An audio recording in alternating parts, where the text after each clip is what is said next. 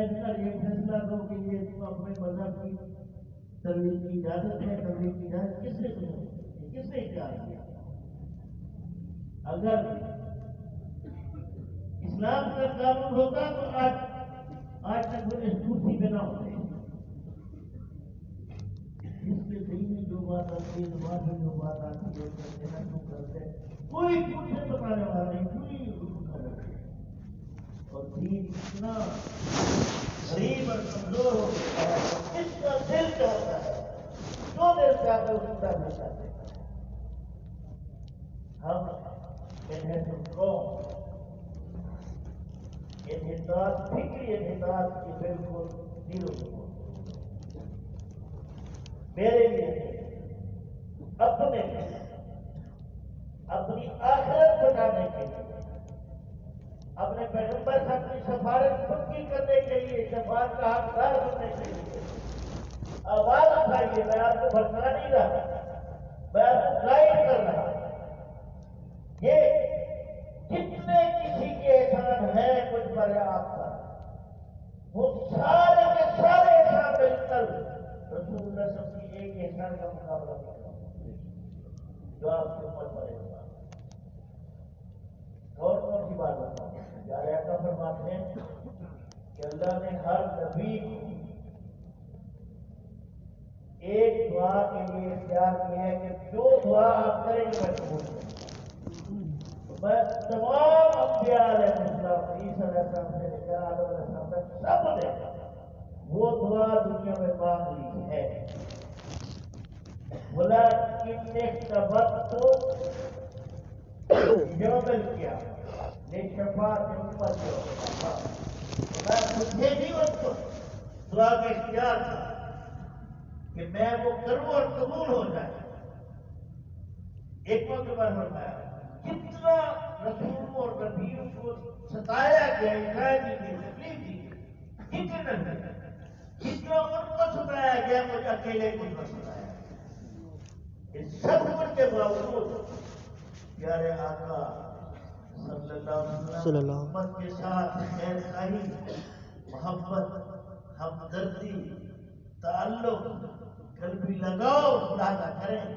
آپ فرماتے وہ دعا میں نے محفوظ کر کے چھپا کے رکھ دی ہے، قیامت والے دن اپنی امت کی سفارش. پیغمبر کی وفائیں بھی دیکھو اور اپنی جفائیں بھی دیکھو.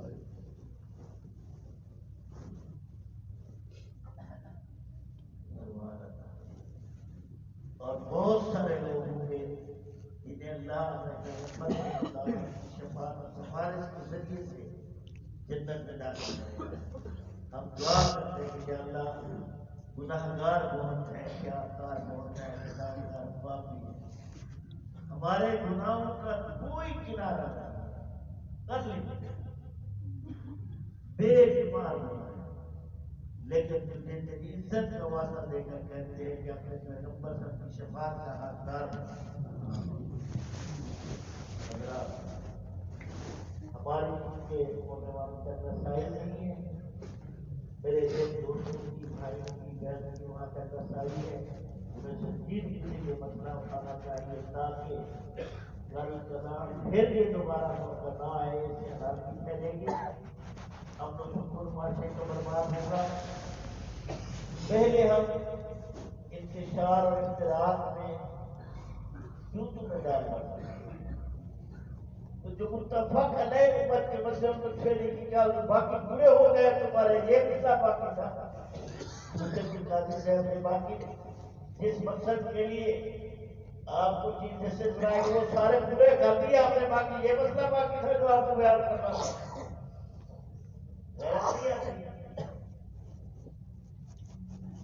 اللہ سے دعا ہے کہ اللہ ہمیں اور سب دین کی صحیح جھوٹ بوجھ، معرفت اور غیرت عطا کرے.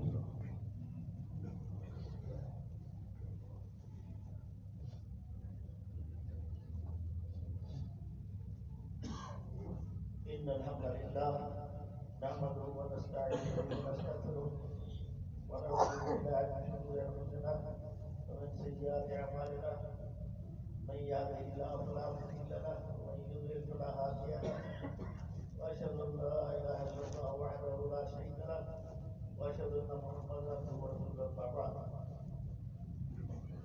حضرات کرام، بڑی مشہور حدیث ہے کہ رسول اللہ صلی اللہ علیہ وسلم پوچھا ہے اب کیا سے کہ تمہیں سب سے زیادہ محبت کس سے ہے؟ وہ کہیں گے آپ سے. تو پیارے آقا سے میں پوچھا کہ اپنی ذات سے بھی بڑھ کر مجھ سے محبت کرتے ہو؟ تو فرمایا کہ اللہ کے رسول صلی اللہ علیہ وسلم صرف اپنی ذات کے ساتھ آپ سے زیادہ محبت کرتا ہوں، باقی دنیا سے بڑھ کر آپ کو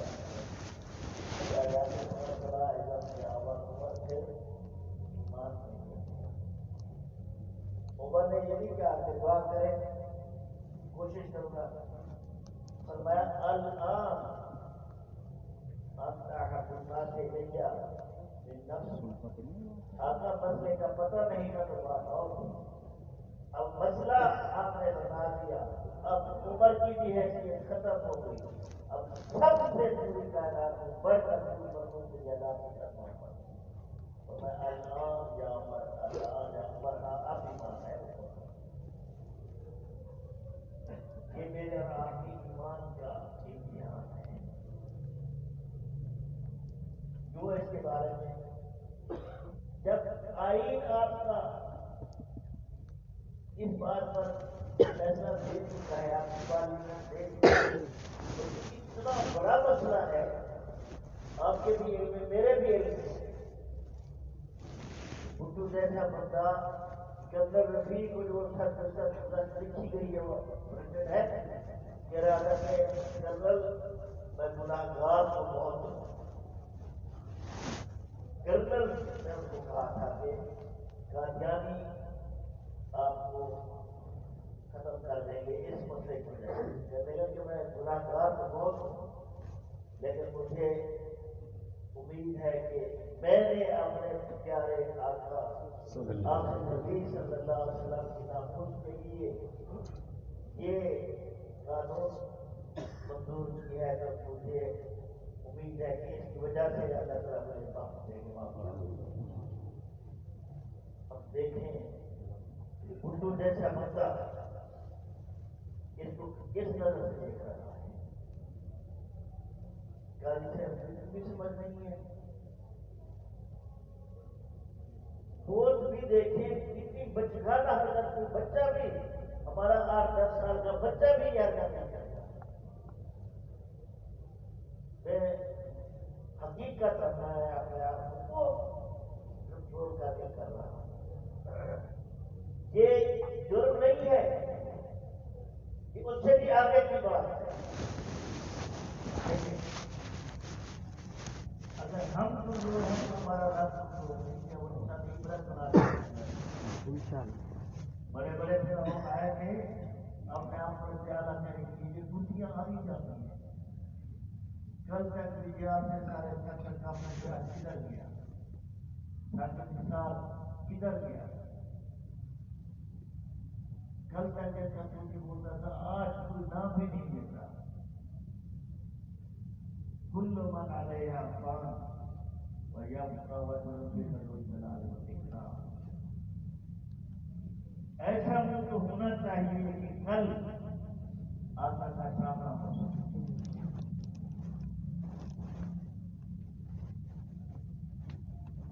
تمہاری میں اور نہ الفاظ ہی نہیں، جائز ناجائز عدالت کے بارے میں کوئی بات کرنے لگ پوچھے کہ تم کو تو توہین عدالت لگ جاتی ہے. تم پر کیا لگنا چاہیے؟ تم نے بھی کوئی جرم کیا ہے کہ نہیں؟ لیکن کیا ہوا ہے ایک قاضی حکم نہ مار کر یہاں تو ہر خیال سے اردو بیٹھا ہے. نہ مسلح محفوظ ہے، نہ ممبر محفوظ ہے، نہ مسجد محفوظ ہے، کچھ بھی محفوظ ہے. اقتدار کے بھوکے دیکھیے کیسے. آخری بات یہ ہے کہ ظلم کی پیارا کب ختم ہوگی. جب میں اور آپ اپنے مالک کے وفادار ہوتے ہیں. کیا کرنا ایک طالب علم بہت بیٹھ پر بنا آپ پڑھے لکھے لوگ ہیں مجبور ہیں، لیکن یہ پتھر پہ لکیر ہے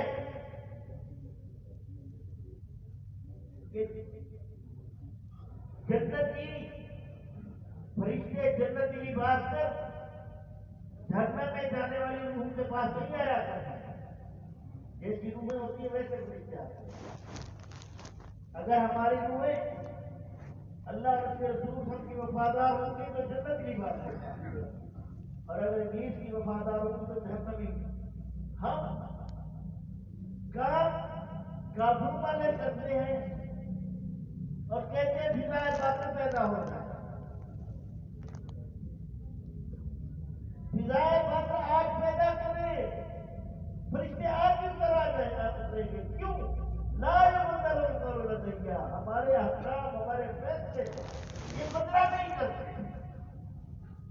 آج بدلنے کا مجھے آپ کو لے جائے بار بار نظر سے دیکھے، وہ پہاڑ موجود ہے جس میں پٹریاں سفید پٹریاں بادل میں آسمان سے فرشتے اتر رہے. وہ فرشتہ تو ایک ہی کافی تھا نا. ایک فرشتے نے چیز ماری، پورے کے پورے صدوق شہر کے لوط علیہ السلام کی بدبخت قوم کے کلیجے پھٹ گئے،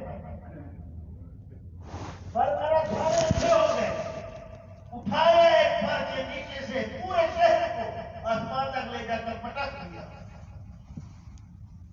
یہ تو رسول اللہ صلی اللہ علیہ وسلم کی دعائیں ہیں کہ ہم بچے ہوئے ہیں کہ اللہ تیری امت کو ایسے تباہ نہ کرا جس سے ہم کو موتیں ہو گئی تھی، ورنہ ایک ایک جرم جس میں پوری قومیں برباد ہو گئی تھی وہ سارے ہمارے گھر موجود.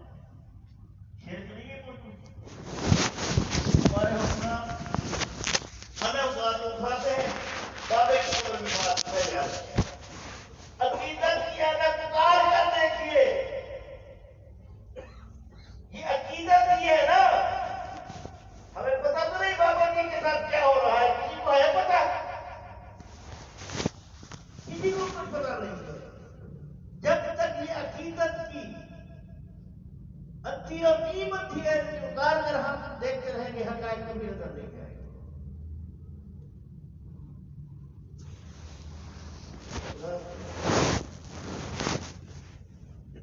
میں نے آپ نے کسی نے کسی کی قبر میں نہیں جانا. ہم سب کی قبر بھیجیں، اس کے لیے چراغ اور روشنی کا کام خود کرنا پڑے گا. جس بندے کو شادی کے 25 30 35 سال بعد اللہ نے بیٹا دیا اور وہ چڑھتی جوانی میں 20 25 سال میں فوت ہو گیا تو وہ ماں باپ بھی اسے روتے جگر کے ٹکڑے کے ساتھ 1 لاکھ اور وہ آنی آنی ہے. اگر قبر میں چاہتے ہیں کہ جنت کی ہوائیں، خوشبوئیں، روشنیاں، رو و ریحان آئے آپ کا مقدر بنے تو ہم سب کا مقدر بنا دیں. ہمارے ایمان کا بنا دیں، ہمارے والد صاحب بھی بچوں کا بنا دیں، دوست احباب شامل سامیات کا بنا دیں، امام متعلقین متعلقات کا بنا دیں. پوری کائنات کا ایمان علیہ السلام کے لیے کوشش آپ سمجھ ڈالیں گے